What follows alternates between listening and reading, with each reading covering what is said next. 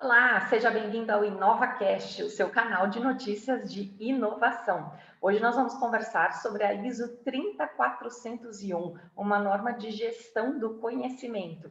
Quem vai falar com a gente é o Juliano Keller, ele que é um dos maiores especialistas nesse assunto aqui no Brasil. Seja bem-vindo, Juliano. Prazer estar aqui com você. Obrigada por aceitar nosso convite. Estou aqui, Marília. Beleza? Que bom estar com vocês. Muito bom. Legal. Bom, de onde surgiu essa norma? Queria que você contasse aí um pouco o histórico dela e o seu histórico com ela. Sim, perfeitamente. Bom, gestão do conhecimento já é estudada há mais de 20 anos, né? Então, nós temos bibliografias extensas aí, se a gente for procurar nas bases de pesquisa, há mais de 20 anos, né? E vários frameworks foram criados ao longo dos anos, né? Especialmente lá na Ásia, né? China, Índia, por lá, tem muitos modelos que foram criados. A ISO começou a perceber que essa tendência, né, de nós falarmos sobre gestão do conhecimento nas empresas, ela estava em alta. E aí ela acabou gerando a ISO 30401 agora em 2018, final de 2018 ela foi editada, né? Ela ainda não tem tradução para o Brasil, ela está disponível no site da ISO para compra, né? Para quem quiser, acho que vale a pena olhar lá. E assim aconteceu. Então, dentro de uma necessidade que a própria ISO, os países que a compõem, estabeleceu que, além da gestão da qualidade, né? Tentando fazer uma trilha aqui, Marília, além da gestão da qualidade que a gente já conhece há tantos anos, eu preciso de gestão do conhecimento como um degrau a mais para que eu chegue num degrau superior de gestão da inovação. Então, eu diria que a ISO 30401 ela está nesse meio, né? Desse degrau. Eu estou com a 9.000, eu já tenho a 9.000, Juliano, legal. Um degrau acima seria a gestão do conhecimento e logo acima eu preparo, se tiver foco, se tiver eco na minha empresa, para uma 56.002 que vocês tanto conhecem, né?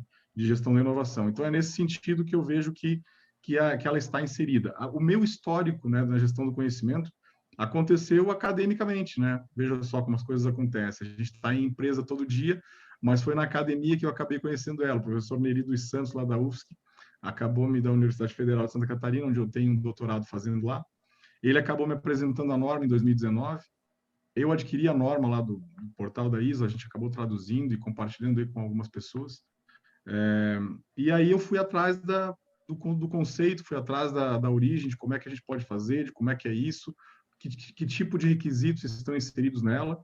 E nós temos um case atual, né? Atualmente tem uma empresa que está fazendo isso conosco, que está em processo final agora de adequação para receber certificação agora em junho. Então, o histórico veio da academia, né? E veio também dos meus 20 anos aí de processo de certificação e de adequação de empresas a 9.000, 14, 45 e outras tantas normas que a gente trabalha por aqui. E você que está no dia a dia das empresas, como é que você identificou aí essa necessidade de fazer gestão do conhecimento? Onde é que as empresas estão errando nesse assunto? Então, né, nós temos vários caminhos que a gente pode pensar para responder essa pergunta. Um deles é o seguinte: nós temos pessoas nas empresas que elas vêm e vão, né? Se a gente for pensar no tempo que cada pessoa permanece em uma empresa hoje, né, tem estudos para isso. Às vezes as pessoas estão por 2 anos, né? Às vezes tem gente que fica 6 meses, às vezes tem gente que fica 6, 7 anos. E nós viemos de uma cultura anterior, dos nossos pais, talvez, de pessoas que ficavam 30 anos numa mesma organização, né? E existe conhecimento dentro dessas pessoas.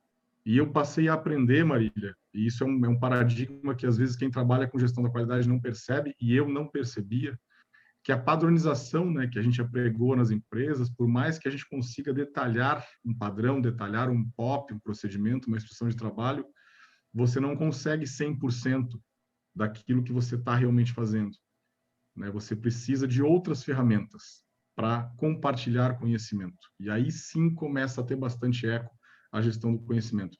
Eu diria hoje em dia que a média dos padrões das empresas por aí repassam 40%, 50% no máximo de conhecimento para um outro colaborador que vai entrar no lugar, por exemplo. E os demais 50% ficam aonde? É o jeito de fazer que não está colocado, é o nível de detalhamento que as empresas escolhem que acaba sendo básico demais.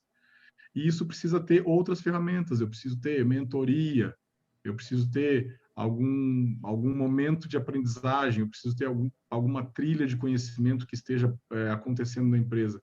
Uma outra situação, às vezes, é por cargos mesmo, né? Quantas empresas nós nos deparamos que, às vezes, você tem um gestor, um diretor, um supervisor, que ele precisa deixar alguém no seu lugar, ou até preparar alguém para o futuro, né? Nessas matrizes de versatilidade ou de polivalência que a gente procura fazer nas empresas quando a gente foca a gestão do conhecimento, a gente consegue perceber certinho numa vertical quantas pessoas conseguem fazer uma determinada função dentro de uma empresa. Quanto mais versátil nós formos, mais competitivos, menos dependentes de férias, de Covid, né, e de outras tantas coisas que afastam pessoas das organizações hoje, inclusive até de uma saída, como eu comecei a falar, de as pessoas ficarem pouco tempo, muitas vezes, nas organizações. Quando eu começo a tratar isso e gerir efetivamente esse tema, aí sim eu começo a entender por que gestão do conhecimento é tão importante. E eu diria ainda que tem mais uma vertente, que é o fato de que naturalmente, e aí tomara que você que nos ouve aí não seja assim, a gente não compartilha conhecimento. Nós temos, às vezes, um quesinho de segurar o conhecimento, né? Quando eu digo nós, eu digo a maioria das pessoas, e as pessoas têm um pouco de dificuldade nesse sentido, por ainda achar no seu íntimo que é isso que segura as pessoas dentro de uma empresa, e nós já sabemos que isso não é verdade, né? Quanto mais eu compartilho conhecimento, mais eu entendo, mais eu ganho, mais eu tenho visibilidade e assim por diante. Quando as pessoas começarem a perceber isso dentro das organizações, talvez essa cultura da gestão do conhecimento também possa dissipar. Você acredita que a norma, de alguma forma, ajuda na questão da preservação da memória empresarial? Sem dúvida, né? Sem dúvida, a gente consegue registrar isso de alguma maneira, né? A norma fala em armazenar e manter o conhecimento, então eu tenho que ter requisitos para isso, né? Hoje nós temos sistemas, temos grandes big data e outras formas, vamos dizer assim, de a gente conseguir reunir memória das empresas. Isso pode acontecer tanto em procedimento. Hoje, né, nós usamos muitos vídeos, né, para a gente conseguir mostrar para as pessoas como elas devem, de repente, utilizar uma determinada ferramenta na empresa, ou se postar, ou qualquer... Bom, um vídeo de integração de novos colaboradores não deixa de ser um vídeo que garanta que eu tenho memória lá dentro e que eu consiga receber uma pessoa nova em cima de algumas premissas, alguns requisitos. Isso é legal a gente perceber, que a gente tem um aparato de ferramentas para gerar essa memória que você acabou de dizer. Bem interessante. E para quem deseja fazer um processo de implementação, né? Como é que a gente poderia olhar o pós, né? Se a gente tirasse uma fotografia antes da implementação da norma e depois, que diferenças a gente vai ver? Como é que a empresa vai implementar e gerir essa norma na prática ali no dia a dia? Nessa experiência que a gente teve agora, eu vou falar dela um pouquinho porque ela é bem recente, né? Então, assim, ó, a empresa não tinha procedimentos, ainda não tinha práticas de gestão escritas. Então, a gente acabou optando por fazer uma 9 conjugada. Então, para você que está nos vendo aqui, tem 9001 já implementada na sua empresa, a 30401 ela vem muito bem a calhar, porque ela vai complementar uma série de coisas. Então, a gente acabou fazendo a 9 também, porque a gente entendeu que precisaria padronizar processos primeiro, de uma forma responsável, vamos dizer assim, para gerar conhecimento. O que eu vejo nessa empresa hoje? Né? Especialmente isso que eu te falei, dessa questão da cultura da gestão do conhecimento, essa questão da cultura do compartilhamento do conhecimento. A gente conseguiu fazer com que as pessoas entendessem que nós vamos ter momentos programados dentro de um plano de capacitação, de um plano de treinamento, para a gente repassar conhecimento e assim por diante. Nós fizemos um inventário de conhecimento nessa empresa, né? Então, estabelecemos conhecimentos atuais que precisavam ser compartilhados e estabelecemos novos conhecimentos em cada processo. Então, imagina, em cada processo de uma organização, a gente tem um inventário de novos conhecimentos, de o gestor se perguntar que conhecimentos eu não tenho na minha equipe e dentro do meu processo que eu preciso adquirir. Eu vou adquirir isso com capacitação, com consultoria, com visita a parceiros que tenham aquela solução que eu não tenho, ou de repente alguma mentoria, ou alguma outra ferramenta que eu tenha para adquirir conhecimento. Então, a gente acabou tendo lá um plano que numa empresa pequena, né, deu lá 7 ou 8 páginas de novos conhecimentos a adquirir. E quando a gente concluiu esse documento, a gente ficou impressionado com a quantidade de conhecimentos que nós não temos. E a empresa é próspera, a empresa é interessante, a empresa tem lucro, está tudo certo, né? Mas ela olhando para frente, olhando para tudo aquilo que o cliente dela exige dela no futuro, ela começa a perceber que ela tem uma gama de conhecimentos que não existem lá dentro, né? E assim bate um certo apavoramento no primeiro momento, quando esse diagnóstico acontece. Mas é muito interessante o fato de você ter, eu diria assim, pensando no pós, né? A tratativa do inventário de atuais conhecimentos que eu preciso compartilhar ali dentro para fazer com que as pessoas consigam ter polivalência e versatilidade, como eu te falei, e esse outro nicho de ter novos conhecimentos que eu preciso, vamos dizer assim, angustiadamente, se essa palavra existe, buscar formas para fazer com que esse conhecimento seja inserido na organização, né? E aí tem todo um plano para isso. E esse plano, eu diria, pensando assim no coração do requisito ligado à gestão do conhecimento da norma, é isso que vai ficar principalmente para ela. Além disso, né, Marília, é importante lembrar o seguinte, a 30401 ela está na mesma plataforma das demais ISO, né? Então ela começa lá no requisito 4 de contexto da organização e vai embora, né? Então tudo que você tem numa 9, tudo que você tem numa 14, numa 45, numa 56.002 e assim por diante, você também tem na 9, a 30401. Então você vai ter um mini plano estratégico lá no contexto da organização para analisar fortalezas, fraquezas, oportunidades e ameaças à luz da gestão do conhecimento, né? Você vai migrar a tua política, né? No requisito da política tem algumas coisas novas na 30401 que eu acho interessante, né? Como o aumento do envolvimento das pessoas, de você mostrar para cada um qual seria o seu papel em gestão do conhecimento, né? Eu vejo que isso também é legal. Lá no 7.2 de competência, para quem conhece bem as normas, né? Tem lá requisitos que falam especificamente sobre gente que produz conhecimento, compartilha conhecimento, entrega conhecimento. Então, são requisitos que têm uma pitada de gestão do conhecimento em cada um deles. E, claro, o requisito 4.4 e 4.5, que esses são os mais, vamos dizer assim, diretos em termos de gestão do conhecimento. O 4.4 fala de sistema de gestão do conhecimento e o 4.5 de cultura.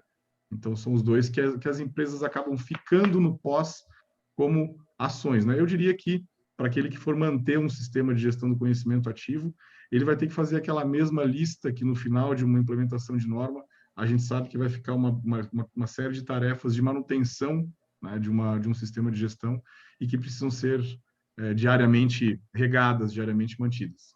Muito interessante. E pelo que você está dizendo, conhecimento tem muito a ver com comunicação, né? Porque a gente precisa transferir aí esse conhecimento por meio da comunicação. O que a norma traz nesse aspecto?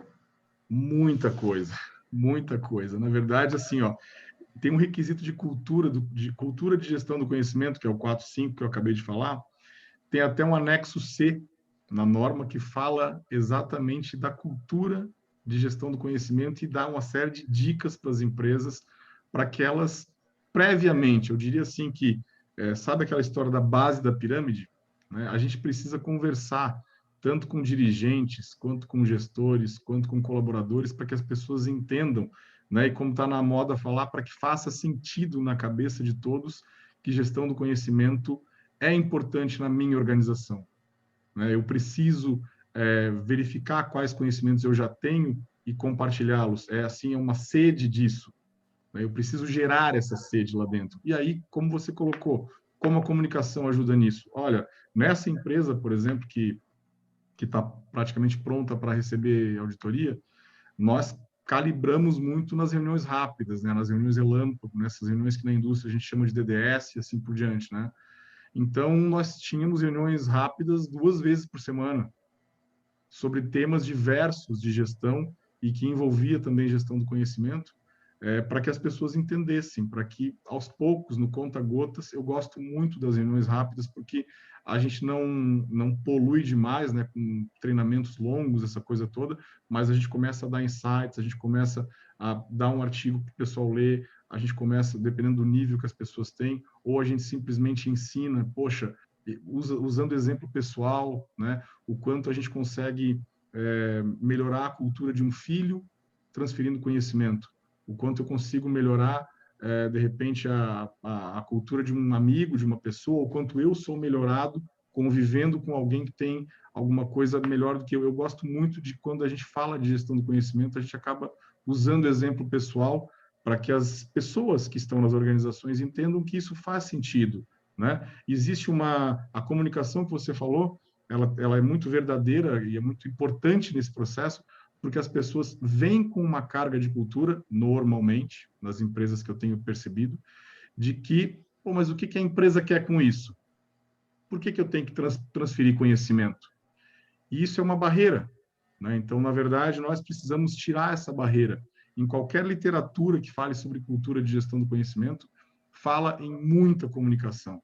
Fala o seguinte, olha, você precisa mostrar para a tua equipe que tem um ambiente de confiança. É o que as pessoas acabam escrevendo, né? O que os autores acabam falando. E é exatamente isso que a gente vê na prática. Eu preciso gerar um ambiente de confiança. Do mesmo jeito que eu tenho que ter um ambiente de confiança para dar e receber feedback lá com o meu líder, né? Pensando em prática de gestão de pessoas e assim por diante, eu preciso que as pessoas entendam que quando eu compartilho conhecimento, eu não vou perder espaço, né? Eu vou ganhar espaço, né? Quantas empresas, eu falo isso nas nossas reuniões rápidas lá, né?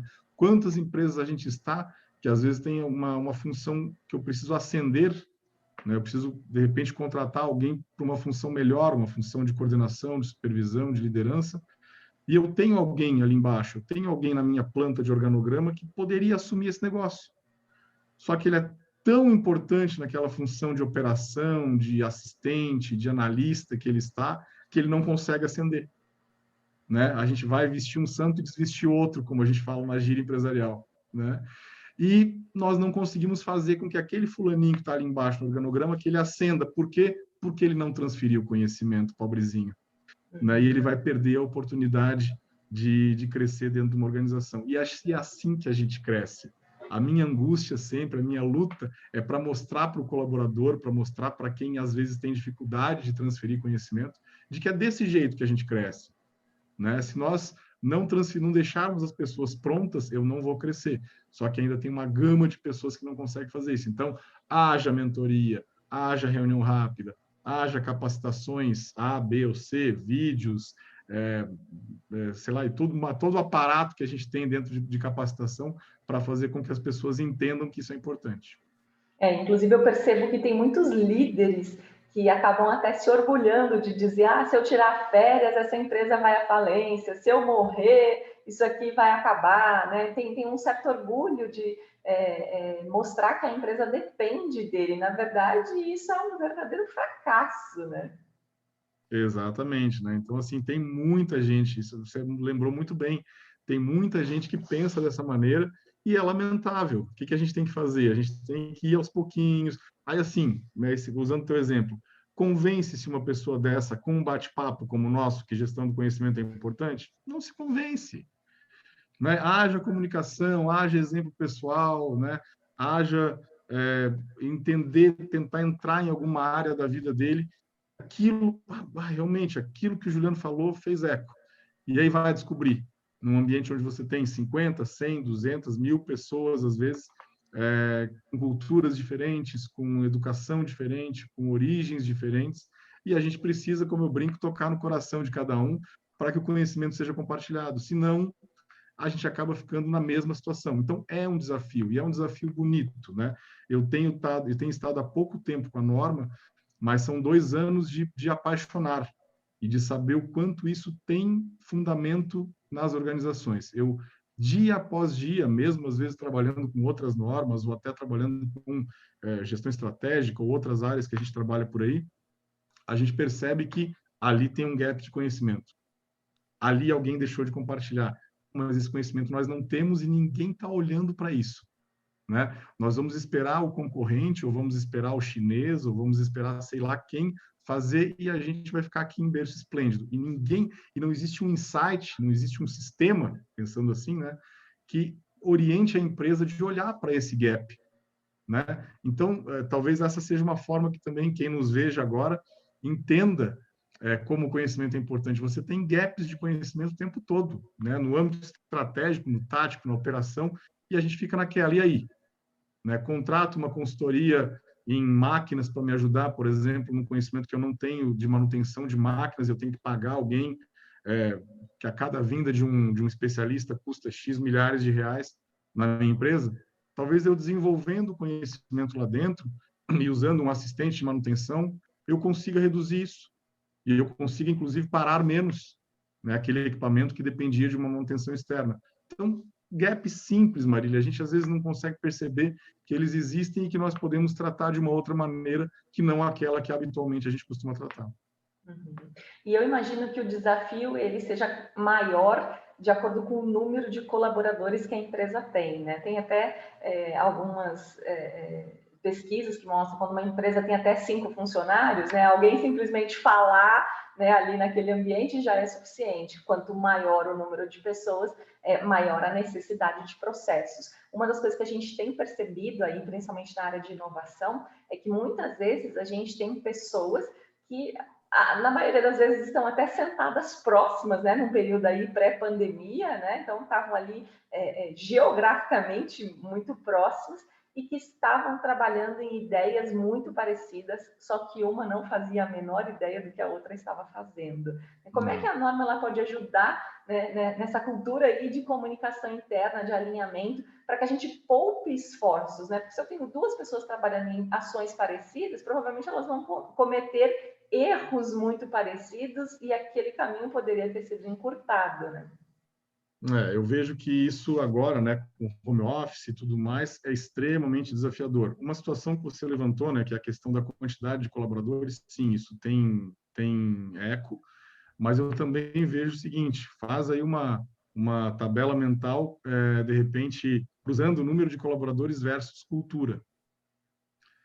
Porque, por exemplo, assim, agora eu vou te falar uma coisa que é observação, isso não está nos livros. A gente percebe que empresas de serviços, no sentido de TI, as startups, as empresas que estão mais à frente, elas já vêm com uma cultura de compartilhamento e de comunicação e de conhecimento maior do que as empresas mais conservadoras, né? As indústrias que nos vêm aqui que não me batam, né? Mas a gente tem um pouquinho mais de dificuldade na indústria para fazer isso hoje. O desafio me parece maior, né? Sobre ferramenta, Marília, isso é uma coisa que nós vamos evoluir muito ainda, porque a gente ainda é muito frágil em termos de compartilhamento de projetos e tudo mais, especialmente agora com as pessoas trabalhando no home office. Né? Um cliente nosso aí tem 400 e poucos colaboradores numa empresa de software e, sei lá, né, não vou aqui mentir, mas talvez 380, 390 devem estar em home office. Né? E aí, como é que faz? Para a gente olhar, por exemplo, um painel em algum lugar que fale dos projetos que estão em andamento, quem é que está tocando esses projetos. Né? A gente fazia muitas vezes esses painéis no passado, fisicamente, aí, num painel de parede. Né? Hoje em dia, a gente precisa fazer esses painéis nos nossos Trellos e em outras ferramentas que existem por aí, para que compartilhemos, né, o que está acontecendo na empresa. Então, se esse gap que você falou, de, por exemplo, o colega está aqui trabalhando num determinado projeto e o outro colega está do lado, ou então está em casa, trabalhando num projeto similar, eu tenho que ter uma ferramenta que todos vejam, né, e que seja painel, né, que seja um painel onde eu possa pesquisar por tema, onde eu possa, de repente, digitar uma palavra-chave e conseguir chegar a alguém, algumas pessoas que tenham, de repente, demandas similares às minhas. Agora, isso parece simples, alguém pode dizer assim, mas João, isso é uma ferramenta simples, né? Sim, é uma ferramenta simples, tu coloca o painel lá e tudo mais, e o povo vai usar, né? Aí a gente tem que fazer alguma coisa, ter alguma outra ferramenta que conduza, para não dizer forçar, né, a eles usarem, né? A gente controlar acesso de quem foi lá e consultou e se a ferramenta está tendo realmente sentido. Tem que ter alguma coisa que o usuário veja fundamento. Então, nós vamos inserir bibliografias comuns, vamos inserir projetos comuns lá dentro para que seja mais fácil que alguém possa de repente utilizar aquele conhecimento que já foi produzido na empresa. Mas essa história volta na ideia da memória, né, que você falou no início, né? Quando eu tenho uma ferramenta que una isso, Então, se eu tenho, por exemplo, um ERP na empresa, que todos os projetos dela estejam organizados naquele ERP e que a busca de projetos similares seja fácil pelo usuário, né? Claro que isso vai ser bem importante. Numa indústria agora, atualmente, né? E aí, assim, ó, eu não estou fazendo gestão do conhecimento lá, mas o tema vem. Existe eles fazem máquinas especiais, né, para clientes, são máquinas customizadas, equipamentos de maior porte e tudo mais para um determinado segmento, e a gente sabe que nós precisamos organizar todos os projetos, todos os desenhos de máquina. Por quê? Porque ao longo dos 25 anos de trajetória dessa empresa, diversos projetistas trabalharam lá, todos com metodologias diferentes. Então, a gente precisa buscar todos esses projetos agora e tentar, inclusive, unificar para que reduza a quantidade de componentes comprados, né? Reduza custo até no momento da produção e facilite a comunicação com a produção. Então, como é que eu vou conseguir fazer isso? Eu vou ter que fazer um esforço enorme de juntar todos os projetos que foram produzidos ao longo desses 25 anos e ir catalogando de uma maneira padronizada e já ir alterando esses projetos para que isso possa acontecer a partir de agora com um pouco mais de racionalidade, né, de racionalização. Então, tem algumas ferramentas aí, mas assim, ó, essa questão do projeto que é feito pelo fulano e o cicrano não está a par, aí é algo que a gente vai evoluindo demais, até sabendo como é que o trabalho home office vai evoluindo no mundo, né? É por aí. E assim, eu sempre digo, né, que as pessoas são o grande cerne de tudo isso, né? As ferramentas são meios, são possibilidades, mas a cultura continua comendo a estratégia logo no café da manhã, né? Se a gente não trabalhar as pessoas, não há ferramenta no mundo que dê jeito, né? E a 30401, nesse ponto, ela é muito clara, né? Quando eu falo desse requisito de cultura de gestão do conhecimento, ele não está no topo da norma, porque a norma está organizada da mesma forma que as outras ISO, mas ele deveria estar no topo da preocupação de uma empresa que quer começar uma trilha, uma trajetória em gestão do conhecimento. Você está coberta de razão. E isso não é jargão, né? A gente costuma, em consultoria, ter alguns jargões de dizer que as pessoas são importantes e tudo mais. Mas nessa linha aí de gestão do conhecimento, inovação, comunicação, é gente, né? É gente. Nós precisamos gostar de gente, como eu tenho falado. Eu preciso saber que as pessoas são diferentes e elas precisam ser tratadas de maneira diferente. Eu preciso saber como é que naquele senhor que a gente falou antes, que se vangloria, que ele volta das férias e está tudo por fazer, né? Porque ele é o master, ele é o top, ele é o melhor, né? Como é que eu vou chegar no coração dele?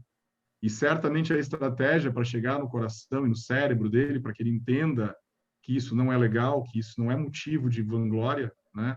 É diferente da estratégia que eu vou usar com um menino de 18 ou 20 anos que está no seu primeiro emprego, ou que está num processo de estágio, ou que está num trainee de qualquer organização que a gente trabalha.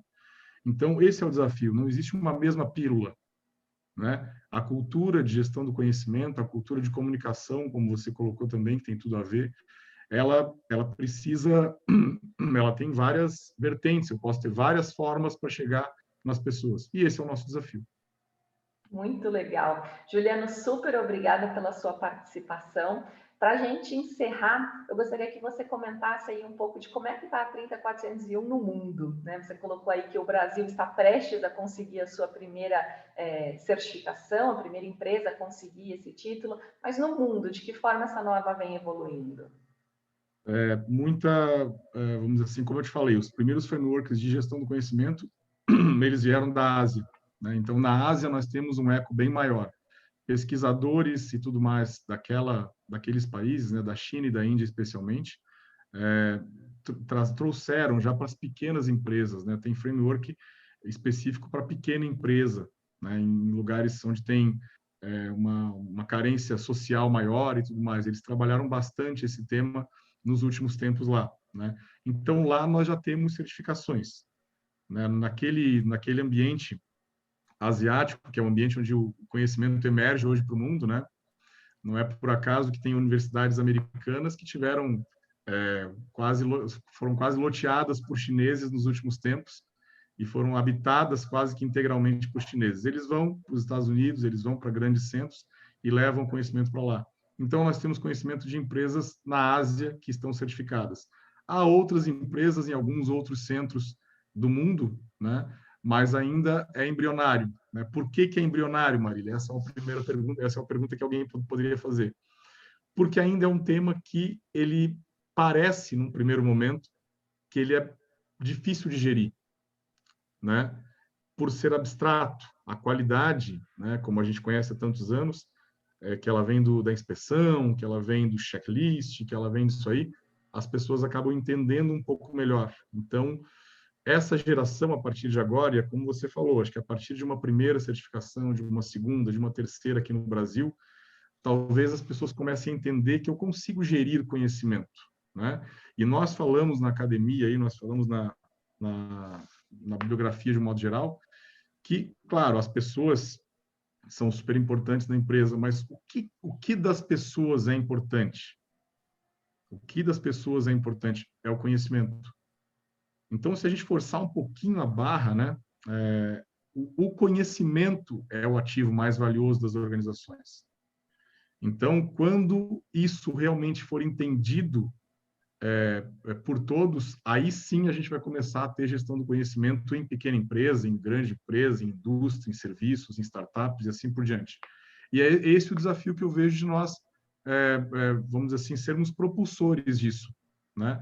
E quando nós percebemos, provavelmente, né, com muita certeza, daqui a 20 anos nós teremos diversas certificações 30401 ao longo do mundo, né? Muitas têm acontecido já no mundo, mas mais, como eu te falei, lá no mercado asiático, lá na China e na Índia, que são precursores desses modelos, desses frameworks que a gente estuda por aí. Há um longo caminho aí a ser percorrido, né? Aqui na Palas a gente adota o framework da ISO 30401, então é algo que já faz parte do nosso dia, tudo aquilo que a gente faz, existe a preocupação de deixar um registro, porque pode ser que amanhã ou depois a gente não esteja mais aqui, mas a empresa precisa continuar, né? Então tem uma questão aí de perpetuidade do negócio também, né? Não tenha dúvida, essa é uma vertente importantíssima, né? A gente pensar que o CNPJ é bem maior que o CPF, como eu falo sempre, Sem né? Então, o sombra de CNPJ dúvidas. precisa persistir ao longo do tempo. É isso aí. Juliano, muito obrigada pela sua participação. Hoje nós conversamos sobre gestão do conhecimento com o Juliano Keller, ele que é um dos maiores especialistas na ISO 30401 de gestão do conhecimento. Se você quiser ficar com saudade aí, quiser saber mais sobre esse assunto, visite o nosso blog, tem até um artigo do Juliano lá, gestãopalas.com.br/blog, e continue aí seguindo a Palas nas mídias sociais, a gente está o tempo todo produzindo muito conhecimento sobre inovação. Eu fico por aqui, a gente se encontra no próximo episódio. Até lá!